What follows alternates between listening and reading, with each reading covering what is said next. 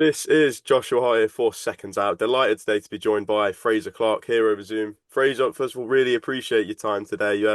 Bit of a nice looking scenario for yourself here, nice looking background. How is everything? Yeah. All good, mate. All good. I'm just currently out in Spain at the minute. I'm in camp with Oleksandr Usyk, so yeah, very busy. Very busy few weeks. I guess that gives us a great talking point to go straight into. You mentioned being in camp with Usyk. How are you finding that so far? What's the work intensity like? Yeah, it's a great experience for myself, to get some rounds with arguably, one of the best heavyweights on the planet, with the best heavyweight on the planet at the minute, actually. Um, so yeah, really appreciate the opportunity here, learning, and enjoying it. Yeah.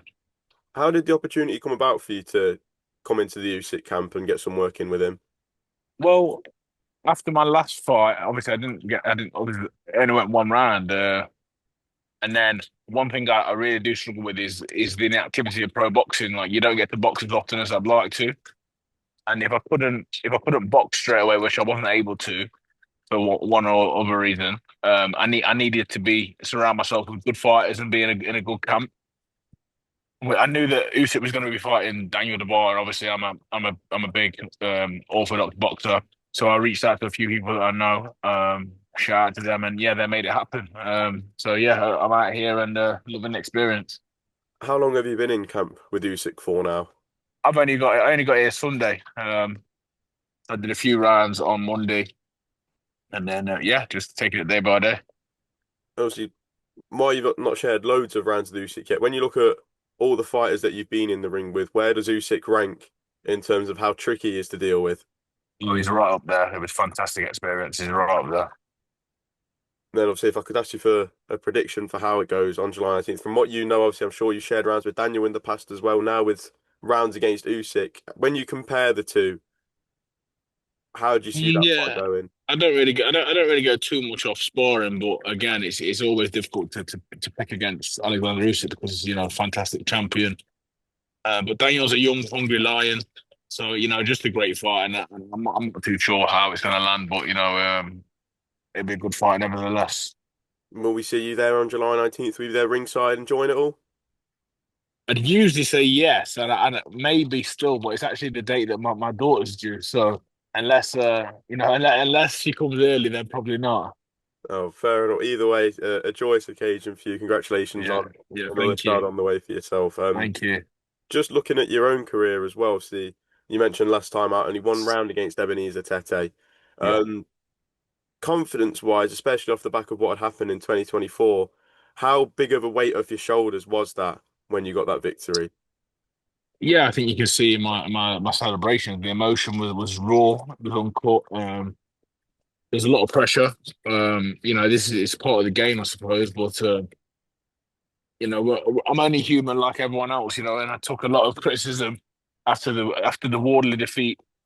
Some fair, some unfair, and it was a bit frustrating. So it was good to let that out on the fight of Tete. And yeah, don't get me wrong, there's going to be the levels are going to go up and opponent's going to be better than him. There's no question about it. But it was just good to get back in the ring and sort of introduce myself back into the ring and just let everyone know that I'm ready, for whatever comes next. What were the emotions like going through fight week that week? Obviously, first time coming into fight week off the back of a defeat as a professional. Was there a different, was there a sense of pressure that you felt going into the ring on the Sunday night? No, not necessarily. I believe in myself and the work that I've done. And like I said, I've got a wealth of experience in boxing as a whole. I've won before, I've lost before. It's sort of part of life, and it's definitely part of boxing. So, um, I knew I was going to bounce back. I was very hungry, very driven, and yeah, like I said, we got the job done. And going forward, when can we next see you in the ring? Obviously, we know that Boxer and Sky are no longer working together. Does that affect your career in any way? Or as we know, you're still a boxer fighter? Yeah, no, I'm looking to be out again. Maybe August, maybe September. Um, Listen, the business side of things, it's always a bit of a nightmare for boxers. And potentially, yeah, it could affect that could affect my career. But listen, I've got good things in place. I've had good things in place since day one of a professional where I'm pretty much covered, and I'll still be boxing on big platforms. I've got good relationships with everyone, and you know, I'm sure the guys at Boxer will be working hard to make sure that I'm boxing on the biggest platform. Absolutely. You mentioned being back in August or September. What type of level fight do you want? Are you looking at the big domestic names now? Yeah, I think so. I don't think there's any point in, you know, unless well, when we look at it, when I think about it, I had two rounds in like 18 months. Obviously, I had the Fabio round and then the round with Tete. So possibly I could do with getting some rounding. I think that'd be the clever thing to do. But when if opportunity arises for a domestic name, I have no problem in jumping in at that either. Get the camp right, get the good sparring. Yeah, go from there.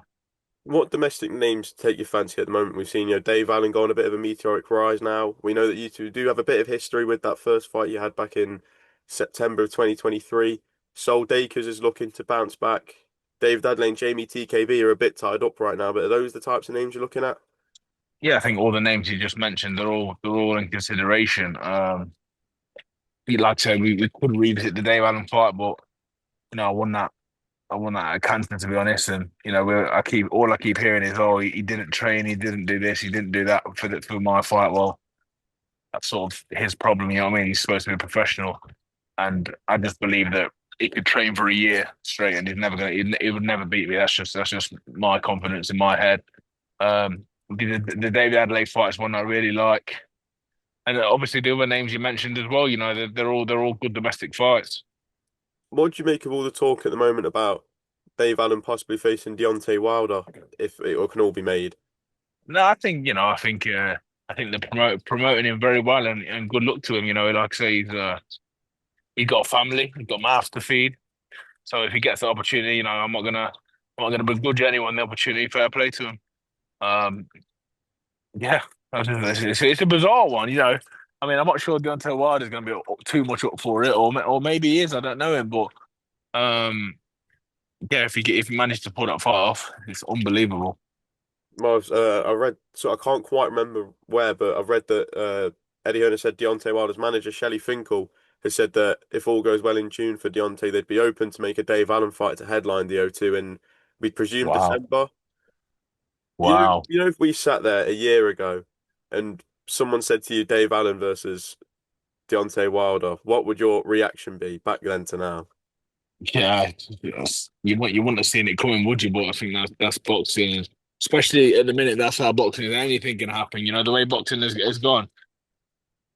It's sort of if you perform on your night, your next fight can be massive. And yeah, good luck to him. And then just looking at some of the action from the weekend, we saw Fabio Wardley versus Justice Huni at Portman Road. Yeah, yeah. Um, a fairy tale finish for Fabio, but not we can't really say fairy tale type of fight and performance from him. What was your thoughts as that fight was unfolding from what you saw? I was sat watching it with my missus, and I said, don't blink." Because I said, I mean, I see Justice was it was well in control as in winning the fight, but I just think I could see that little bit of confidence creeping into him, and I was thinking, this guy Fabio, if anything, he can turn it around in a heartbeat, um, and he landed perfect shot, so. There's not a lot you can say about that, really. It's hard lines for Justice, but I think it was just a tiny bit of a mistake from him, which happens. It happens. That's boxing. So a good shot from Fabio, and that was all she wrote. So I've seen there's been quite a bit of debate about the counts now. They say like that. And at first, I did think with him being so far ahead on the card, and he was knocked down, and he was all. I just thought the referee would have given the chance to carry on. Um, but then again, it's all hindsight, isn't it? Because like I've heard said, all it takes is one more punch and we might be having a different conversation now. So it's one of them, people are there to do a job. I'm just not sure. So I'm just not so sure if it was Fabio that went down and he got up at 9. I'm not so sure the fight had been called off. So, there we go. But again, Fabio Wardley does it again. He pulls it out of the bag, and it's not how you start the fight, it's how you finish it. And fair play to him. Uh, Tasman Fighters, Justice Huni's promotional team, they've said that they are going to lodge an appeal about the referee's decision to call the fight off. Do you expect any change of the outcome or nothing? Nothing will change. No, it'd be hard for him to overcome that. Do you know what I mean? I can't see it. I don't know the ins and outs of how that works, but no, I can't see anything being changed. Do you believe they've got a strong enough argument to maybe say that there should be a rematch for Justice Huni to get another chance at Fabio Wardley? Um, I can understand them coming from that point of view. Yeah, it's also kind of I just can't see it happen. I've seen worse decisions, not overturned, if that makes sense. So yeah, I can't see it happening. And then also looking on at Saturday night, we saw a few fight announcements, and one of them being Moses Itauma stepping up, Yeah. supposedly to face Dillian Whyte. Obviously, I spoke to Michael Offo, who manages Dillian Whyte, said that the fight is not a done deal, but it's one of many opponents they're speaking to, and it says that it seems it's the most likely one. How do you see that fight unfolding if it is to get made for August 16th? Yeah, well, a great name for Moses to go in against. So, I think he wins it comprehensively. Um, I just, I think Dillian at one stage a long time ago was a big threat for these guys. Um, I don't think he's the same fighter now. Father time catches up, and there's other factors that probably go into the reason of why he's not the same fighter. But yeah, I think it's that's a one way traffic that is. Do you think Moses gets it, Dillian out of there? Yeah. In good fashion, really good fashion. Do you kind of expect it to be a little bit similar to the way he took out Dempsey McKean back in December? Yeah. So similar sort of fashion. I think it could go early. Um, yeah, he's too young. He's too fresh. He hits hard. He's technically really good, really sound. He's got a good grounding, and he's very driven. So I can see that being one way. Do you believe there's any threat that obviously we know it's the heavyweight division and anyone can beat anyone, but what threats do you think Dillian White possesses the most that could possibly catch Itauma off guard? Mm, just that left hook really. Um, the left hook in them, yeah, in little pro boxing gloves. There's no doubt Dylan can bang a punch. You know what I mean? He can pack some power. So I'd say that's his one or any chance for me personally. He's not going to outbox him. Not going to outspeed him. He's not going to outthink him. Yeah, he'd have to land the punch from the gods. And then just lastly from me, we saw Eddie Hearn come out last night on the Ariel and Ade show and say that Anthony Joshua probably has 3 fights left and will be done with boxing by the end of 2026. What 3 fights would you like to see for Anthony Joshua if this is to be his Oh, last run? oh, I'd like him to fight. Obviously, this is just his dream. I'd like him to fight myself, Tyson Fury, and I'd like to see him rematch Joseph Parker. I find the rematch with Parker interesting. What makes you want to see a rematch between those two? I just think that I just think Joseph Parker's come on, Anthony Joshua. Even though we can talk about his defeats, and I still think he's a better fighter now than he was then. Um, I just think it'd be a good matchup. And obviously, they mentioned the Tyson Fury fight as well. If that is to get made, who do you make the favourite going into that one? I think that's a 50-50 at the minute, if I'm honest. They're both coming off the back of losses. I'd say it's a 50-50. You can only judge a man off his last performance, and yeah, they're both beaten. So I say down the middle. Fair enough. Just lastly, when it is all said and done for Anthony Joshua, what legacy does he leave behind for us as fans? I think he should be remembered for the nights. Like, I speak to a lot of people about boxing, and people can always remember the Anthony Joshua ring walks, the night, the atmosphere, because they're always big and they have been for a long time. Do you know what I mean? I'm grateful for him as a fighter. I'm grateful for him that he was around. I've known him personally. And I think he can sit back and say, you know what, I changed the game. It just because he did, he made boxing attractive again for people, especially the heavyweights in England. And he made events massive. He's a good person, I don't want to have anyone ever turn around and say, oh, he's not a good person. First and foremost, forget the boxing. He's a good man, Well, he always has been to me anyway. So I only take people as they come, and it's sort of a straight guy with a lot of love, a passion for the sport.